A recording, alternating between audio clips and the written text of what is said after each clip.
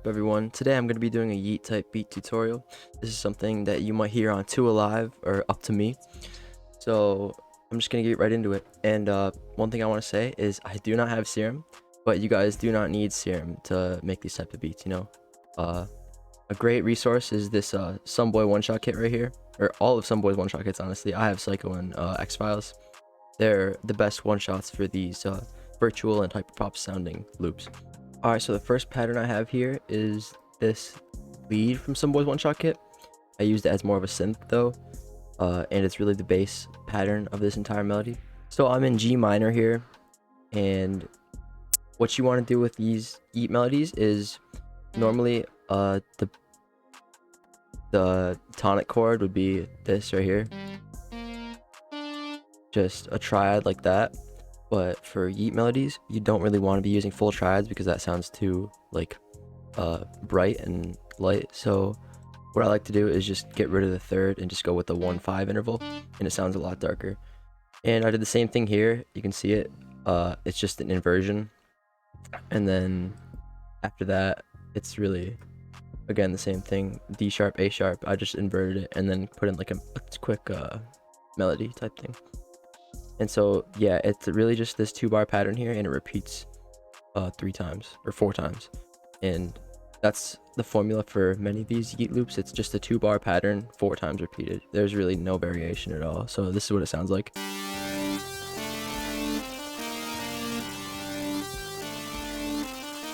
So after that, I went into the mixer and just put on some effects. I got an EQ right here to just cut out some harsh high frequencies and low frequencies. Another EQ for the highs. I believe I automated this one. And then finisher micro here on the HP12 preset. And so after you turn on all the effects, this is what it sounds like.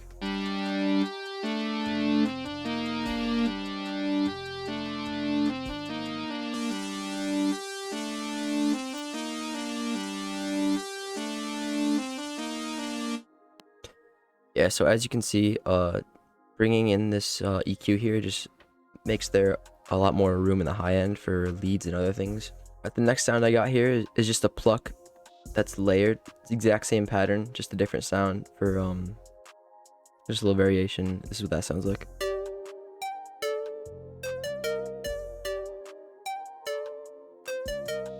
Yeah, so again, same thing.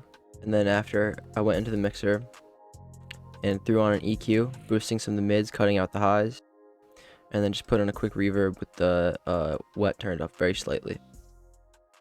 And after you put on the effects, this is what it sounds like.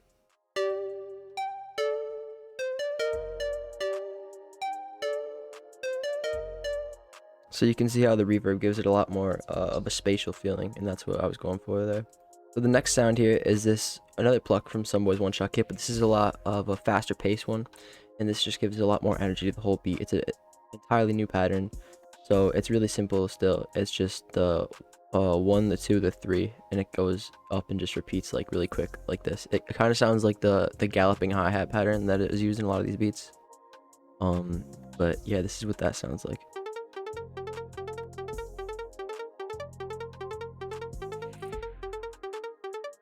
Yeah, super simple.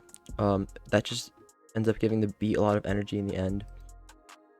And when I go into the mixer, I just threw a couple effects on this thing, just gave it an EQ, cutting out all the lows and a little bit of the highs.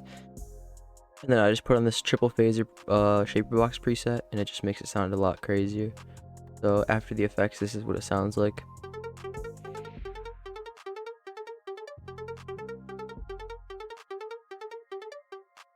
Yeah, really subtle, but it does end up adding a lot of energy to the final product. Next sound we got here is a lead. This one is also from Someboy's one-shot kit. It takes up a lot of the high frequencies in the beat that I've been leaving room for.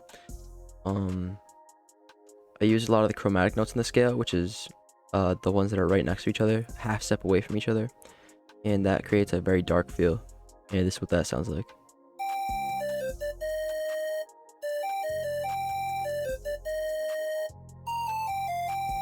So yeah, I put that in the mixer, threw a couple effects on it, EQ'd like this, and then this reverb here on the EMT preset, I think, and then just turn the mix down there to like 60%. and then I rendered it out, and then the final product sounds like this.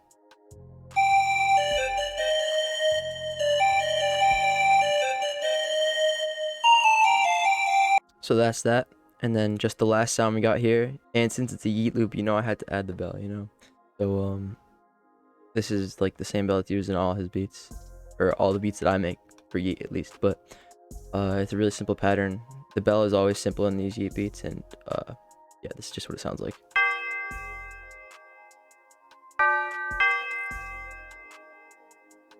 So yeah, I threw that in the mixer. All I did was cut lows and highs there a little bit, and then just threw on a quick fruity reverb with the wet turned up and the stereo separation turned up. And after that, it sounds like this.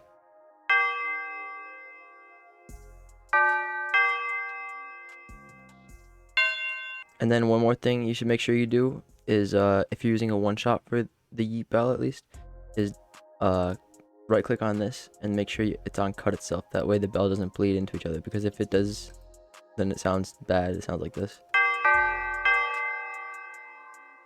And you've just got too much going on there. So just make sure that's on cut itself.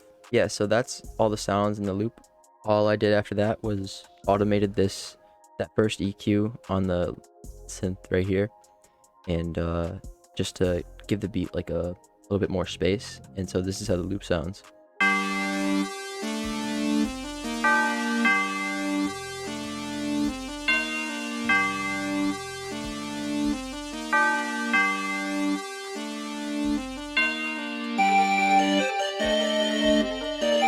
Yeah, so that's all that is, and I'm just gonna throw some drums on this real quick.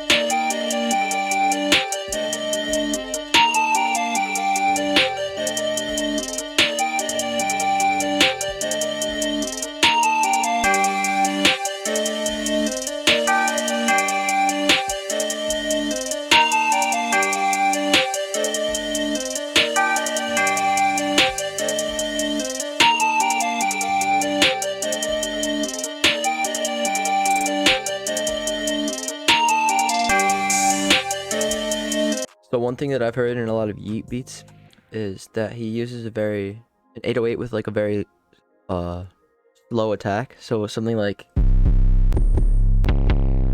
those, you can hear that they all have like a punch at the beginning. But something else like this Guts 808, you can hear how that's more of like a sub bass almost. And so that's what he has in a lot of his 808s. For this particular beat, I think I'm going to use two 808s. So one of them is going to be like this almost sub type 808, and then the other one is probably going to be like a more unique one. And make sure with your 808s you're doing this, turning the hold up, and then turning everything else down and putting it on cut itself. This way the 808s won't run into each other. It makes it sound a lot better.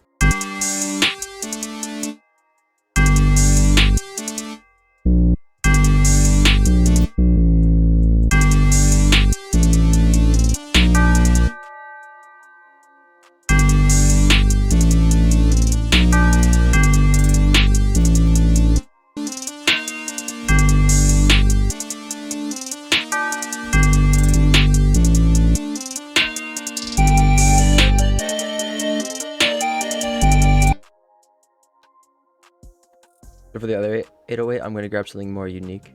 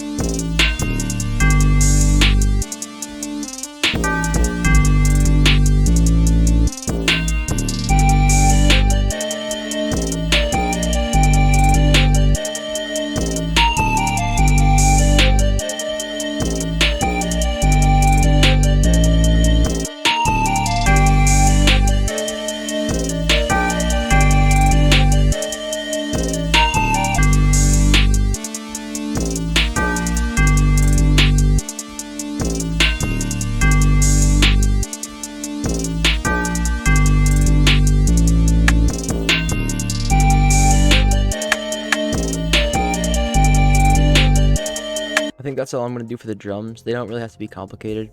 A lot of these beats are very repetitive, so there doesn't need to be like a ton going on in the drums. So I'm just gonna mix this real quick and I'll arrange it out.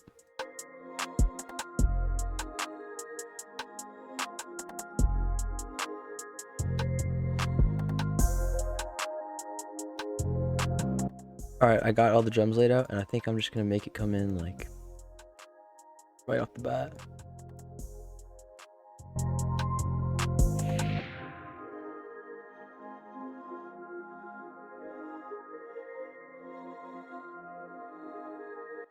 Alright, thank you guys for watching. That's gonna be it for this one.